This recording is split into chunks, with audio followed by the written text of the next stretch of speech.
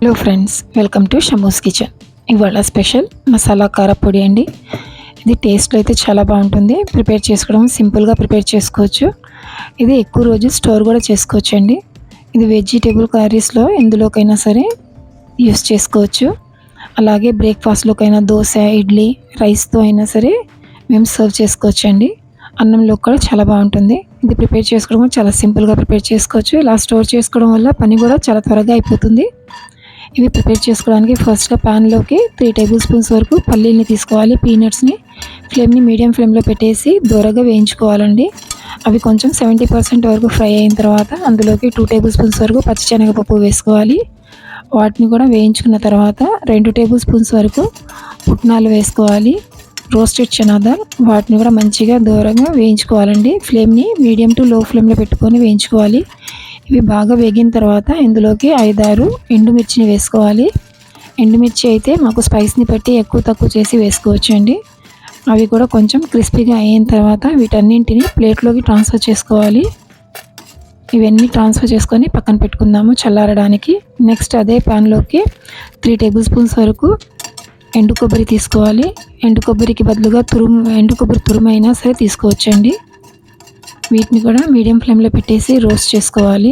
Roast చేసుకున్న ఈ కొబ్బరి ముక్కల్ని పక్కకు తీసుకొని ఇందులోకి 2 టేబుల్ స్పూన్స్ వరకు ధనియాలు, 1 టేబుల్ స్పూన్ జీలకర్ర, 3 టేబుల్ స్పూన్స్ వరకు తెల్ల నువ్వులు తీసుకోవాలి.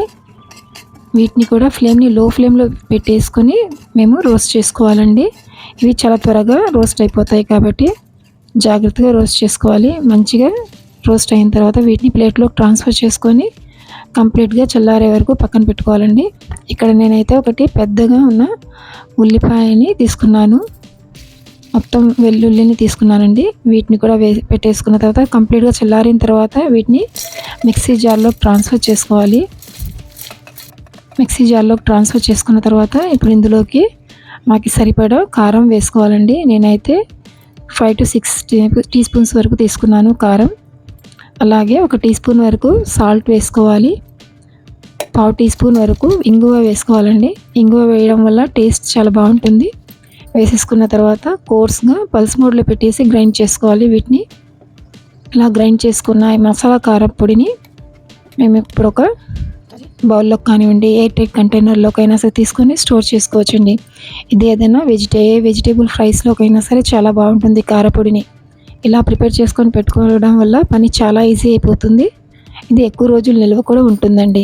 ఇది దోశలోకైనా, ఇడ్లీలోకి, రైస్లోకైనా సరే ఈ కారపొడి టేస్ట్లో చాలా బాగుంటుంది. చాలా రిఫ్రెషింగ్గా ఉంటుంది. ఇది సింపుల్గా ప్రిపేర్ చేసుకోవచ్చు. అలాగే ఇదే కారపొడిని యూస్ చేసేసి నేను చామదుంప ఫ్రైని చూపిస్తున్నానండి. చామదుంప ఫ్రై ఇలా చేసుకోవడం వల్ల ఇది రైస్లో కానివ్వండి, రోటీస్లోకి, లంచ్ బాక్స్లోకైనా సరే చాలా సింపుల్గా ఈజీగా ప్రిపేర్ చేసుకోవచ్చు. టేస్ట్ కూడా చాలా బాగుంటుంది. బయటంతా క్రిస్పీగా ఉండి లోపల సాఫ్ట్గా, టేస్ట్ అయితే చాలా బాగుంటుందండి. సింపుల్గా ప్రిపేర్ చేసుకోవచ్చు. ఇక్కడ నేను 1/2 kg వరకు చామదుంపల్ని తీసుకున్నాను. శుభ్రంగా వాష్ చేసేసి అలాగే ఇందులోకి 1 గ్లాస్ వాటర్ యాడ్ చేసుకోవాలి. యాడ్ చేసుకున్న కొంచెం సాల్ట్ వేసి 1 విజిల్ వచ్చే వరకు కుక్ చేసుకోవాలండి. మీడియం ఫ్లేమ్లో పెట్టేసి 1 విజిల్ వచ్చిన తర్వాత వెంటనే ప్రెషర్ రిలీజ్ చేసేసి వాటిని చల్లని వాటర్లో వేసుకోవాలండి. అవి ఓవర్ కుక్ అవ్వకుండా ఆపడానికి. ఇవి త్వరగా సాఫ్ట్ అయిపోతాయి. అందుకని చల్లని వాటర్లో వేసేసి కొంచెం చల్లారిన తర్వాత దానిపైన ఉన్న స్కిన్ అంతా కూడా పీల్ ఆఫ్ చేసుకొని పక్కకు తీసుకోవాలండి. వీటిని మరీ ఎక్కువగా ఉడికించకూడదు. చామదుంపల్ని 1 విజిల్ వచ్చే వరకు కుక్ చేసుకుంటే సరిపోతుంది. ఇలా స్లోగా అన్నింటికి తొక్క తీసేసుకొని పక్కకు తీసుకోవాలండి.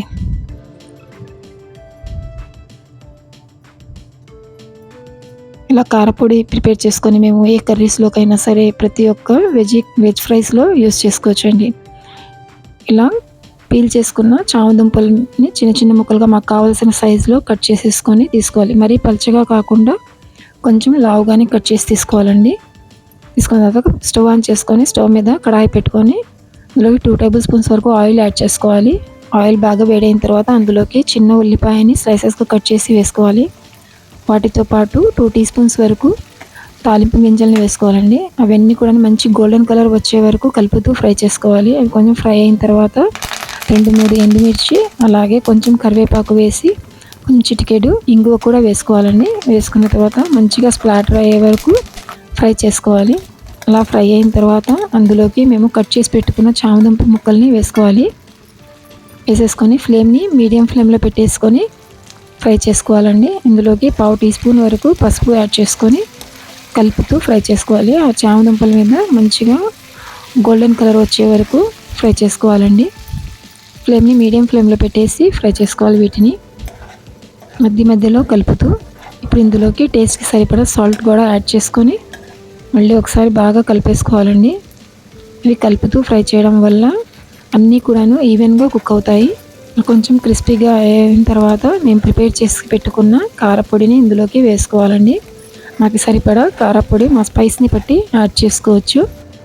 కారపొడిని ఇందులోకి వేసేసుకున్న తర్వాత ఒక్కసారి మంచిగా కలిపేసుకొని బాగా కలిపేసుకోవాలండి. అంతా చామదుంప ముక్కలన్నిటి కూడాను ఈ కారపొడితో కోట్ అయ్యేలాగా కలిపి ఫ్లేమ్ని మీడియం ఫ్లేమ్లో పెట్టేసుకోవాలి. అలాగే ఇప్పుడు 3 పచ్చిమిర్చిని స్లైసెస్గా కట్ చేసి వేసుకోవాలి. అలాగే కొంచెం కొత్తిమీరని కూడా చాప్ చేసి వేసుకోవాలండి. వేసుకున్న తర్వాత ఒక 2 to 3 మినిట్స్ వరకు ఫ్లేమ్ని మీడియం టు లో ఫ్లేమ్లో పెట్టేసి ఫ్రై చేసుకొని స్టవ్ ఆఫ్ చేసుకోవచ్చండి. ఎంతో టేస్టీగా ఉండే చామదుంప ఫ్రై అయితే రెడీ అయిపోయింది. ఈ వేపుడు కర్రీ రైస్లో కానివ్వండి, రోటీస్లోకైనా సరే చాలా బాగుంటుంది. లంచ్, డిన్నర్ ఏ టైంలో అయినా సరే లంచ్ బాక్స్కి అయితే చాలా పర్ఫెక్ట్గా ఉంటుంది. పిల్లలు కూడా చాలా ఇష్టంగా తింటారు. తప్పకుండా ట్రై చేయండి. ఇలా మేము ఈ కారపొడిని ప్రిపేర్ చేసుకొని అన్ని వెజ్జెస్లోనూ యూస్ చేసుకోవచ్చండి. మీ అందరికీ ఈ వీడియో నచ్చితే లైక్ చేయండి, షేర్ చేయండి, ఫ్యామిలీ అండ్ ఫ్రెండ్స్తో షేర్ చేసుకోండి. ట్రై చేసిన తర్వాత ఎలాగొచ్చిందో కామెంట్ చేయండి. మరిన్ని సింపుల్ అండ్ ఈజీ రెసిపీస్ కోసం మా ఛానల్ని సబ్స్క్రైబ్ చేసుకోండి. Thank you.